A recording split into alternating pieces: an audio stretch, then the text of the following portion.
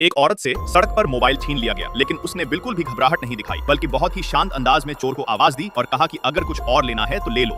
चोर हैरान रह गया और लगा शायद कुछ गलत सुन लिया, लेकिन अगले ही पल औरत ने खुद अपने पैसे निकालकर चोर को दे दिए। चोर ने तुरंत पैसे ले लिए और बोला कि अपना बैग भी दे दो, मगर औरत ने फिर भी कोई विरोध नहीं किया, जैसे इन चीजों की उसे कोई परवाह ही नहीं थी। जब दोनों चोर एक कोने में बैठकर पैसे गिन रहे थे तो एक लड़का जिसका नाम शान था, उसने देखा कि औरत बहुत उदास और बेबस लग रही है, जैसे कुछ गलत करने वाली हो। वो तुरंत उसकी ओर भागा और उस वक्त उसे रोका जब वो खुद को खत्म करने जा रही थी। औरत ने समझा कि शायद चोरों को लगा वो अभी और चीजें छीन सकते हैं, इसलिए उसने अपने झुमके भी उतार कर देना चाहा, लेकिन इस बार शान ने मना कर दिया। तभी एक बड़ा दाढ़ी वाला चोर दौड़ता हुआ आया और झुमके छीन लिए। जब उसने देखा कि ये असली हीरे के हैं तो समझ गया कि ये औरत बहुत अमीर है। फिर उसने कहा चलो इसके घर चलते हैं और वहाँ और सामान लूटते हैं। शान ने हाँ कर दी, लेकिन उसका असली मकसद कुछ और था। जब वो लोग औरत के घर पहुंचे तो बड़ा चोर तुरंत तलाशी लेने लगा, जबकि औरत चुपचाप बाथरूम चली गई। शान ने अपने साथी से उसका मोबाइल लिया और औरत के पति को कॉल किया ताकि समझ सके कि औरत खुदकुशी क्यों करना चाहती है। कॉल पर पता चला कि उसका पति उसे धोखा दे रहा था। ये सुनकर दोनों चोर गुस्से से भर गए। तभी अचानक औरत का बेटा घर आ गया। दोनों ने झूठ बोला कि वो उसकी माँ के दोस्त हैं। जब बच्चे ने पूछा कि माँ कहाँ है तो दोनों जवाब नहीं दे पाए। बड़ा चोर बच्चे को बहाना बनाकर बाहर भेज देता है और शान तुरंत बाथरूम का दरवाजा खोलता है। वहाँ उसने देखा कि औरत नींद की गोलियां लेकर अपनी जान देने वाली थी। शान ने तुरंत उसे रोका और कहा कि अपने लिए नहीं तो अपने बेटे के लिए जिए। फिर उसने अपनी कहानी सुनाई कि कैसे उसके पिता उन्हें छोड़कर चले गए थे और माँ ने दुख में आत्महत्या कर ली थी। वो और उसका भाई सड़कों पर भटकते रहे और जिंदा रहने के लिए चोर बन गए। उसने कहा कि अगर तुम चली गई तो तुम्हारा बच्चा भी हमारी तरह बन सकता है। ये सुनकर औरत की आंखों में आंसू आ गए और उसने गोलियां फ्लश कर दी। उसने तय किया कि अब वो सिर्फ अपने लिए नहीं बल्कि अपने बेटे के लिए जिएगी। उसने शान का धन्यवाद किया। एक साल बाद औरत ने एक नई जिंदगी शुरू की। हर दिन उसके चेहरे पर मुस्कान होती थी। उसने शान के साथ एक नया परिवार बसाया। दोनों खुश थे। बस ये किसी को नहीं पता चला कि वो बड़ा दाढ़ी वाला चोर आखिर गया तो गया कहाँ।